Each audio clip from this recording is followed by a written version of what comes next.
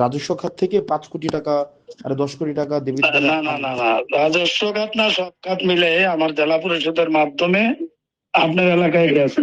আমি যেটা বলতে চাইছি যে আপনারা বৈষম্য বিরোধী আন্দোলন করছেন, হ্যাঁ এখন আপনার উপজেলায় গেছে 10 কোটি, হ্যাঁ প্রায় 10 কোটির কাছাকাছি, আর ওইখানে গেছে 15 কোটি। তা আপনি টাকা খাইছেন সেটা তো আমি বলি নাই। আপনি কি আমি বলছেন? আমি বলছি যে ডেভেলপমেন্ট ওয়ার্কে আপনারা 2 উপজেলায় নিয়ে গেছেন 25 কোটি, তো বৈষম্য বিরোধী আপনি এটা না বলেন না ওইটাই বলছি। এটা হয়তো না, মিডিয়াতে পুরোটা হয়তো আসে নাই আর কি, সেটা হইতে পারে। আপনার বাট বক্তব্য আমি আপনার বক্তব্য না না 5 বার শুনেছি।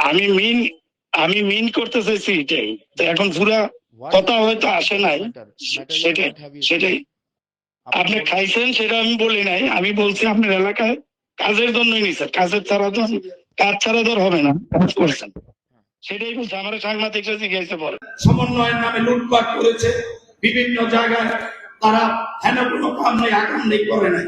একমাত্র আমার জেলা পরিষদ থেকে মুরাদনগরে যে আসিফ মাহমুদ কি ছিল একটা, ও 15 কোটি টাকা নিয়ে গেছে, সেটা আমাদের নিজস্ব রাজস্বের টাকা 15 কোটি টাকা। আর একজন হাসনাত আব্দুল্লাহ ও নিয়ে গেছে 10 কোটি টাকা। এটা হলো সমন্বয়ের অবস্থা।